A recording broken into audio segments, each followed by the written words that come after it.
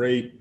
He's been a closer for us all season, and he did it again tonight. 12 points in the last 3 minutes. 12 of our 15 points came out of Terry's hands. So he's been fantastic. And we didn't get him much touch. We have a number of guys right now, so he didn't get a ton of touches tonight. But in those closing moments, he's as comfortable as anybody right now.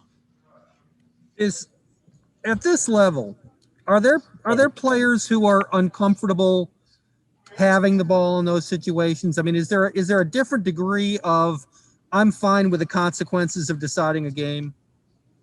Yeah, and I call that fearless.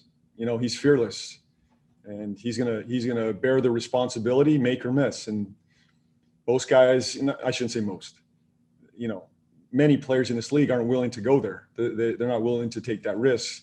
Terry's fine with it. He's going to live with the result, but he plays with the fearlessness down the stretch. And I think that's why he shoots it so well. He feels like it's going in, and it's special. It's special to have a closer like that. Thank you. Nick Carboni. JB, how would you characterize the way PJ is playing lately, and is he doing it in a way that gives you optimism that he can be more consistent in the second half?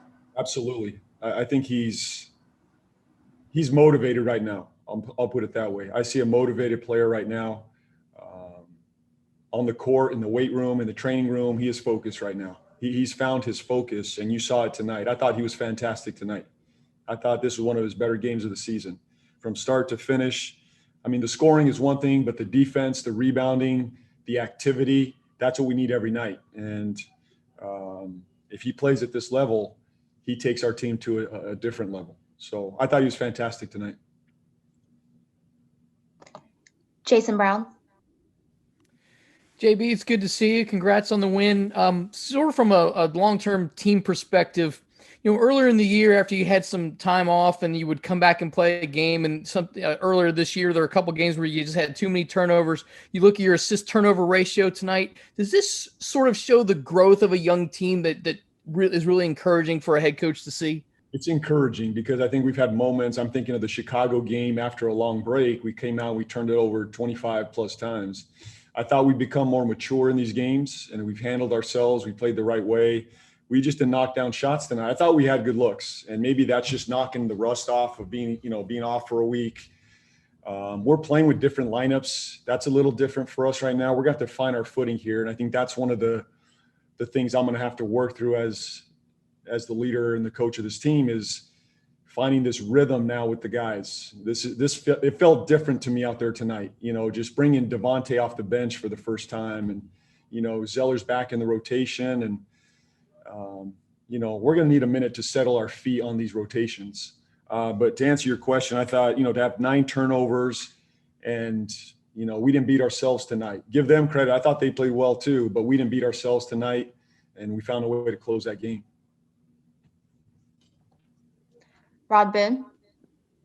Yeah, JB, to kind of piggyback off that, I was going to kind of ask you, what was it like to be able to kind of go 10 deep early on for the first time in a while? I mean, to be able to look at your bench and see players who you haven't been able to kind of have and be able to play with whoever you want to. What was it like? And like I said, how much of a challenge would it be for you to be able to kind of figure out who you want to play and what works? Yeah, look, I felt like on the road trip we had some rhythm. There was some rhythm there, and we took a week off, and now we have a new group. I feel like we're reintroducing guys in different spots. It felt a little bit uncomfortable out there for a minute, but we'll get there. We'll find our rotation. We'll find our guys and how we play this thing. So I'm not worried about that. I think we knocked a little bit of that rust off, but it did feel different tonight, Rod, to answer your question. I mean, it's a different rotation for us, but I think our guys handled it, with maturity. I like going 10 deep. I think it allows us to be more fresh down the stretch, not only within the game, but in the season. I think we're going to be fresh as we come down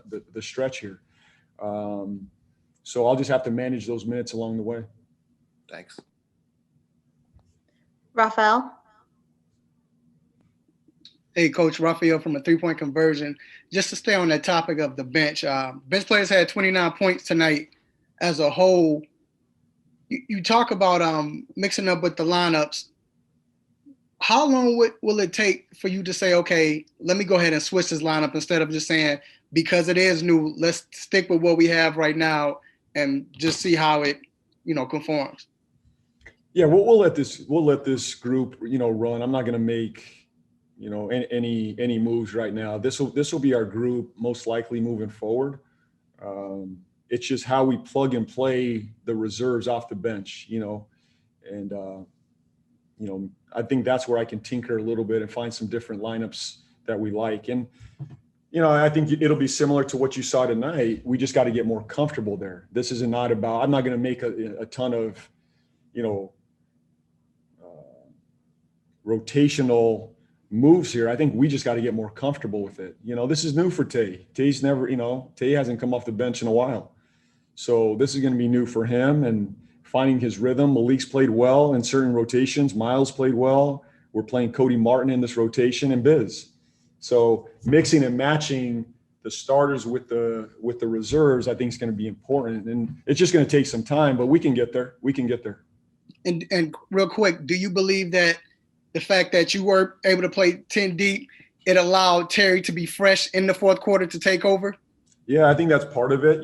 Terry always feels fresh to me. So, I can't really, speak to that one. But I think in general, we will keep our guys fresher playing the 10 deep, And I think as we close in fourth quarters, as I said earlier, we should be much more fresh. And then we've got, 36 games to play in a very short amount of period. We should be fresh down the stretch as well. James, go ahead. Hi, James Clarite, SB Nation. Coach, congrats on the win. Just want to Where are you from? Manchester, England, Coach. Is that where you live? That's where I live. All right, welcome. Thank you. About just before 3 a.m. over here, so worth staying up for, though. Yes. Just wanted to touch on Cody Martin, seen some more time in rotation recently, and just wanted to kind of touch on what you've seen from him recently to earn that. Well, he really impacts our defense. He, as I've said before, pound for pound, he's one of, if not our best defender. He really impacts the game. We put him on the ball a number of times, and I think good things happen for us when he's in the game. Somehow, some way he impacts winning, defensively, getting a stop, a rebound, a 50-50 ball. He made shots tonight. He gets to the rim. He plays unselfishly. Those are qualities we need, especially in his role. We have a number of scorers on this roster. Now we need some guys that can defend at a high level and be spacers and ball movers. And I think he does both of those things. We'll go with Richard Walker, and last question will go to Will Kunkel. Richard, go ahead. Coach Borrego, when it was 93-90, you called timeout. Detroit had hit 5 3-pointers in the quarter at that point. They didn't hit anymore. Was there a fundamental change on your defense? Because their last 2 3-point attempts were real hurried shots. Obviously, they're scrambling, but it feels like your defense changed those last 3 minutes and 24 seconds. Yeah, I thought we locked in defensively. We had some breakdowns there. We'll watch the film and get better there. But I thought we closed with a better defensive effort and urgency and focus. And we found a way to get it done. And we've done that. We've been a good defense down the stretch, last 3-4 minutes of games. We got to be better, though, in those, earlier parts of the fourth quarter, early parts of the third quarter, because they did have good looks. And we're going to have to watch that and see how we can correct that. But I think the energy down the stretch was better. The contest effort was there. And we got some stops that really got us that win tonight. Hey, JP, you mentioned Tay coming off the bench. What was that conversation like? I'm sure he had, not a huge problem with it, or maybe he was ticked. No, I mean, Tay's a team guy. The conversation was what you would expect from Tay. He's a team first guy. He's going to do what's best for the team. He understands these minute, restrictions on him, and we got to get him more comfortable.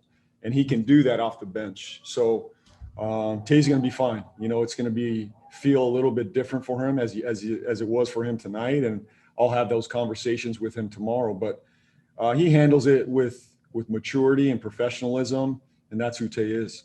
And then real quick, you mentioned PJ's focus. What changed? What now all of a sudden is, and what makes you think this is here for good? Yeah, I've seen his work. I think it really comes down to his work, Will. His work on the floor in the weight room, his commitment to the getting treatment and taking care of his body.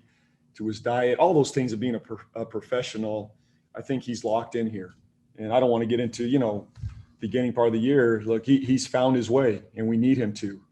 When PJ plays at this level, we're a much different team. So I don't expect him to slide back.